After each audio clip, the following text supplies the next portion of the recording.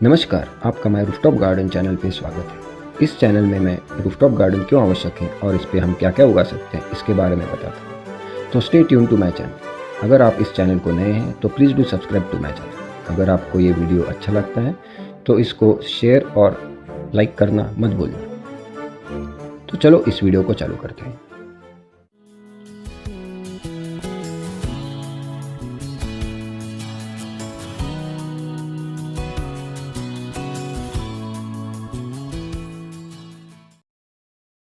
नमस्कार दोस्तों, ये वीडियो मल्चिंग के बारे में है। इस वीडियो में मैं आपको बताऊंगा कि मल्चिंग यानी क्या होता है, मल्चिंग किन चीज़ों से किया जा सकता है, मल्चिंग के फ़ायदे क्या होते हैं। मल्चिंग के जैसे फ़ायदे हैं वैसे ही उसके कुछ प्रॉब्लम्स भी हैं, तो वो प्रॉब्लम्स हम कैसे सॉल्व कर सकते हैं, ये सब चीज़ें मैं इस वीडियो में बताने वाला हूँ। तो ये वीडियो की मैं श्रृंखला बना रहा हूँ, तो इसके 2 पार्ट्स होने वाले हैं। तो फर्स्ट पार्ट में मैं बताऊंगा कि इसके फ़ायदे क्या हैं और ये किन चीज़ों से किया जा सकता है, छोटे गमले में अगर करना है तो कैसे कर सकते हैं। और सेकंड पार्ट में मैं बताऊंगा कि अगर बेड में मल्चिंग करना है तो कैसे कर सकते हैं और उसके मल्चिंग के प्रॉब्लम्स क्या आते हैं अगर आप रूफटॉप टेरेस गार्डन में कर रहे हो तो, और फिर उनको सुधार कैसे सकते हैं। ये सब चीज़ें मैं सेकेंड पार्ट में बताऊँगा। तो पहले तो हम देखते हैं कि मल्चिंग का मतलब क्या है। तो यहाँ पे आप सामने देख सकते हो कि बहुत सारा मटेरियल है, तो जिससे हम पौधे के बेस को कवर करने वाले हैं। तो इस प्रोसेस को हम मल्चिंग बोलते हैं। तो पहले तो देखते हैं कि इसका फ़ायदा क्या है। तो इसका फ़ायदा ये है कि जब धूप बहुत ज़्यादा होती है, समर होता है, तो अपने स्पेशली इंडिया में जब 40-45 डिग्री सेल्सियस के ऊपर तापमान निकल जाता है और अगर आपका प्लांट जो है वो टेरेस गार्डन पे है तो उसको बहुत ज़्यादा हीट मिलती है। भले ही आप उसको सुबह शाम पानी देते रहोगे, लेकिन उसको जो हीट दिन भर मिल रही है उससे उसकी जो ग्रोथ है वो कम हो जाती है, उसको डैमेज होना लगता है। तो हम उसके लिए क्या करते हैं कि हम ये ट्राई करते हैं कि उसका जो मट्टी है, उसका जो रूट सिस्टम है वो ठंडा कैसे रहे, कूल कैसे रहे। तो उसके लिए हम क्या करते हैं कि बहुत सारी चीज़ें रहती है, पत्ते हैं, लकड़ी के टुकड़े हैं, या फिर कपड़ा है, या फिर कागज़ है। तो इन चीज़ों से, या फिर नारियल के पत्ते हैं, नारियल के शेल से, इन चीज़ों से हम उसको बेस को कवर कर देते हैं जिससे कि उसको ठंडक मिलती रहे। तो इसके बहुत ज़्यादा फ़ायदे हो जाते हैं। फॉर एग्ज़ाम्पल कि मैं अगर पत्ते यूज़ करता हूँ मल्चिंग के लिए, तो आगे जाके यही पत्ते डिकम्पोज होके कंपोस्ट में कन्वर्ट हो जाते हैं और आगे जाके उसका खाद बन जाता है। उससे क्या होता है कि मिट्टी में एरेशन बढ़ जाता है, मिट्टी में जो नमी है वो ज़्यादा बढ़ जाती है और मिट्टी में जो NPK के तत्व है वो भी बढ़ जाते हैं, तो पौधे का ओवरऑल ग्रोथ बढ़ जाता है। तो एरेशन जब बढ़ जाता है मिट्टी में तो उससे क्या फ़ायदा है कि उसके जो सफ़ेद रूट्स रहते हैं पौधे के वो बढ़ने लगते हैं। तो सफ़ेद रूट्स का काम है कि खाना उठाना, वो उसके पौधे को सपोर्ट करने के लिए यूज़ नहीं होते। तो खाना उठाने वाले जो ये सफ़ेद रूट्स हैं उसकी जो ग्रोथ है वो भी बढ़ जाती है जब हम मल्चिंग करते हैं। तो ये रहे इसके फ़ायदे और हम ये मल्चिंग क्यों करते हैं। तो अब हम मटेरियल देखते हैं कि मल्चिंग करने के लिए हम कौन कौन सा मटेरियल यूज़ कर सकते हैं। तो पहले तो है कोकोपीट, जो आप राइट हैंड साइड में ब्लैक थैले में देख सकते हो। तो कोकोपीट ज़रा सा कॉस्टली ऑप्शन हो जाता है क्योंकि ये 200-250 रुपये में 5 किलो का स्लैब आ जाता है। भले ही वो ये टब जो बड़ा दिख रहा है वो भर जाता है अगर आप उसमें प्रिपेयर करते हो 5 किलो का स्लैब को, लेकिन फिर भी ये कॉस्टली आइटम है अगर आप बड़े वाले बेड को मल्च करना चाहते हैं। छोटे पौधों को, छोटे गमलों को अगर आप करना चाहते हो तो ठीक है, तो आप इसको इस्तेमाल कर सकते हो। दूसरा ऑप्शन है कि पत्ते।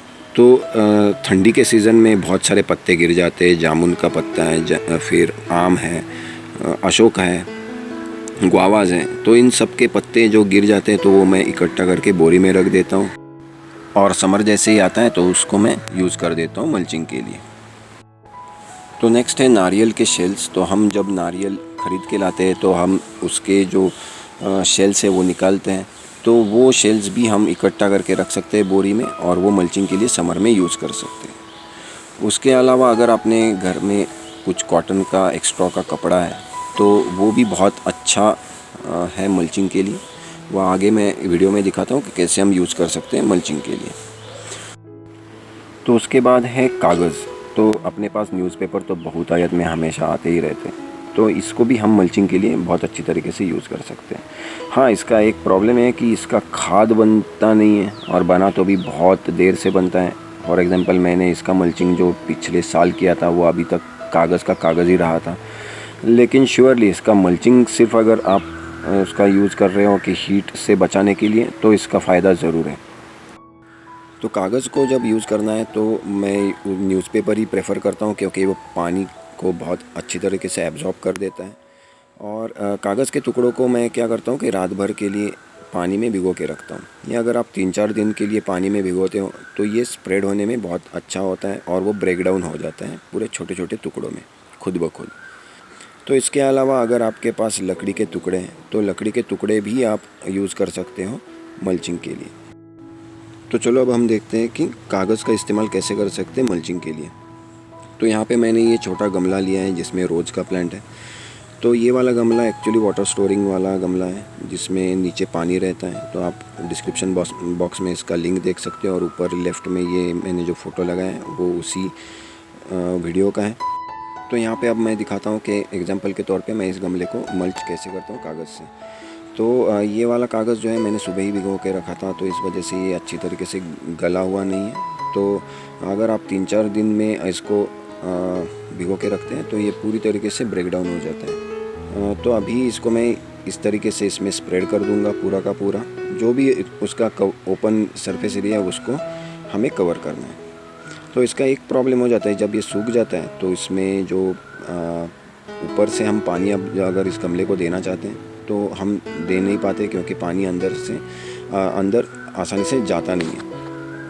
तो इसलिए मैं ये वाला प्लास्टिक का डिब्बा यूज़ कर देता हूँ। तो इसको बेस में छोटा सा होल है, तो ये जो होल है उस वजह से क्या होता है, मैं पानी जब भी देता हूँ तो इसमें ही देता हूँ, और वो होल में से धीरे धीरे 5-10 मिनट में पानी उस गमले को मिलता रहता है। तो आप ऐसे वाला अगर डब्बा यूज़ करते हो तो पेपर का आप मल्चिंग कर सकते हो। तो नेक्स्ट हम ये वाला कपड़ा यूज़ कर सकते हैं जो कि कॉटन का है, प्योर कॉटन का है, ताकि वो अच्छी तरीके से पानी को सोख के रखता है।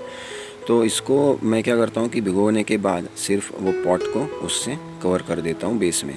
तो यहाँ पे मैं डबल मल्चिंग कर रहा हूँ। नीचे मैंने जो कागज़ है वो रखा है ताकि मिट्टी है वो कपड़े में नहीं लग जाती, और इससे क्या होता है कि कागज़ जो गीला है वो गीला ही रहता है, और धूप उसको डायरेक्टली नहीं मिलती, तो उस वजह से वो सूखता नहीं है, और ये फिर नीचे ठंडक रखने में मदद करता है। तो इसको भी अगर पानी देना है तो ये होल वाला डिब्बा ज़रूर यूज़ करना, क्योंकि पानी नीचे जाने में इससे आसानी होगी। तो दोस्तों इस वीडियो में इतना ही। अगले वीडियो में देखते हैं कि बड़े वाले बेड को कैसे हम मल्चिंग कर सकते हैं, और मल्चिंग करने के प्रॉब्लम्स क्या आते हैं। तो अगला वाला एपिसोड ज़रूर देखना, क्योंकि सिर्फ मल्चिंग करोगे तो उसके प्रॉब्लम्स को सॉल्व कैसे करना है वो भी आपको समझना पड़ेगा। तो अगले वीडियो तक हैप्पी गार्डनिंग।